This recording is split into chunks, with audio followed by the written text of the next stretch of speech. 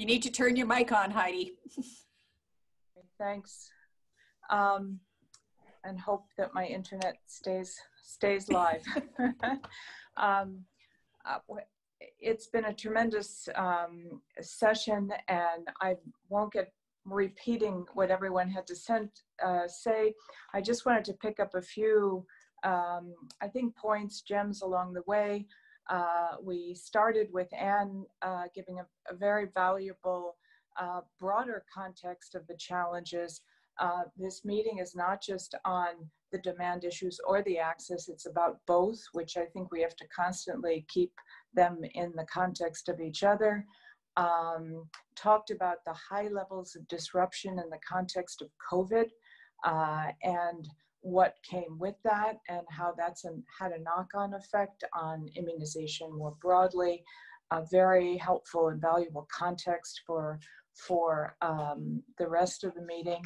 Saad brought in the important dimension also of not just the infrastructure or getting the message right or education, but values.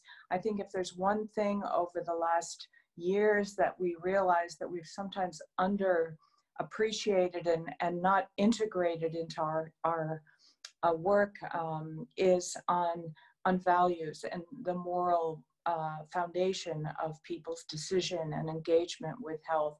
Talked about care and fairness, loyalty, authority, sense of self-agency and purity and liberty. And we have to really keep that throughout, and that varies across different locations, although some of those principles are quite universal.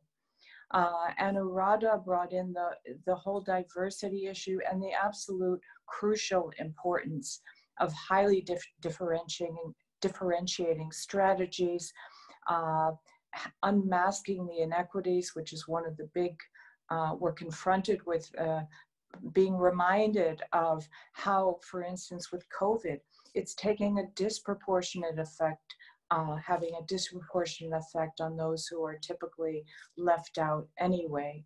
And later we heard with in Pakistan about the geospatial mapping, and I think even if we don't have the mapping capacity to think of it that way in terms of locality.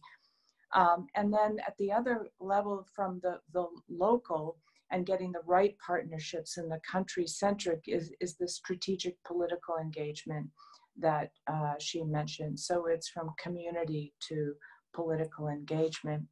LJ Tan brought us to adults, which will be a key population for us in the context of COVID.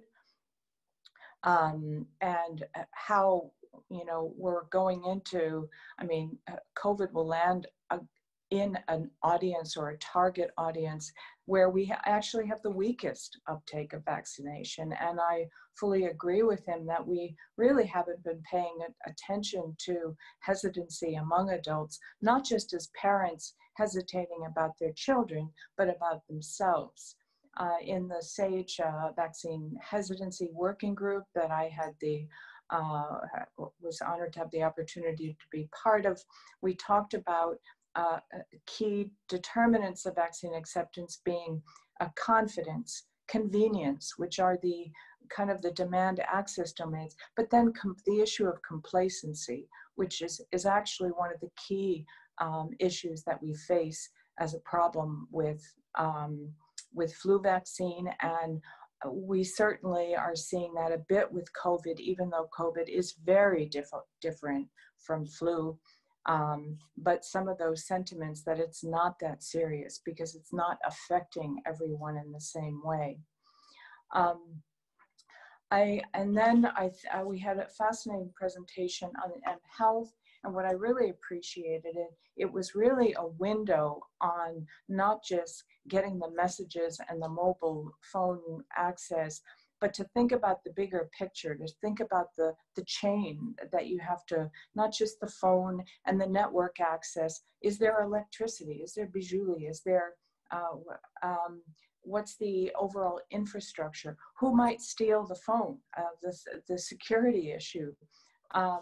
And then also the challenges, who actually owns the phone? When I was based in Nepal with UNICEF, we were doing a lot with radio, and we had a situation where the men controlled the radio. And we said to some of the women, well, why don't you, shall we start our radio programming for women at a certain time of day when the men are out in the fields or in town? She said, well, that wouldn't help because they take the batteries out of the radio when they leave.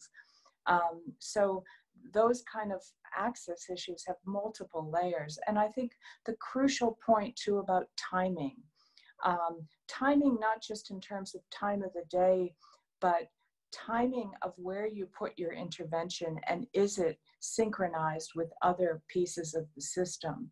And a woman made the very important point about, you don't want to advocate services that then are not there, because that's a quick way to lose public confidence. It's timing is key. And then we came around to the whole broader engagement with Jeff coming in and talking about community-based pharmacies, but opened up a much bigger conversation, I think, certainly as we moved into the Q&A about other aspects of community engagement. And we kind of came round here to, in the last part of the Q&A on religious leaders. And I actually think that's a huge opportunity. When I was working with UNICEF, it was a very big group. We developed some guidelines then, that was 20 years ago, but they certainly could use some updating. And I liked this context of societal doctrines that LJ came in with. But I see with COVID has, in the COVID response globally, both in high and low income countries, Hajj in higher income countries, I think religious leaders have been hugely collaborative in the COVID response, moving large parish churches to have online gatherings. They have been cooperative. So they've shown that they're there, they can listen, they can engage. And I think that we should build on their role in the COVID response and look at how they, in different settings, got incredibly creative with staying engaged with their parishioners, with their followings during this difficult time. And how can we capitalize on that and help with preparedness? Because actually, a COVID vaccine can keep people coming to worship in the same way it can keep people going to work and other places. So ways we can use that opportunity. And it made me think about also in terms of the discussion on religious leaders, and this will be my last point because I know we've had a long session. When in the context of a big gathering of African religious and traditional leaders, I remember a Nigerian archbishop come to me and say, the problem, the challenge, and I think the limitation of what UNICEF and other helpful organizations in their efforts to promote vaccination, they come to us for our megaphones, they come to us for our pulpits. But what they don't come to us for as religious leaders is our insights and understandings. We know our communities, we know what they love, we know what their hard days and good days and opportunities. Use us very early in the stage. Don't just come when you need us for our megaphones. Thank you so much. This has been a fascinating few hours, and we've touched on so many things. I'm sorry not to give more attention to the many points that came up. And thanks to everyone. Thanks, Heidi. A wonderful summary. And in fact, one of the other questions we didn't go at actually emphasized just your point to say that religious leaders and other community leaders need to be part of the planning, not just the megaphone at the end. So I want to bring this to a close. I think it's been a wonderful day.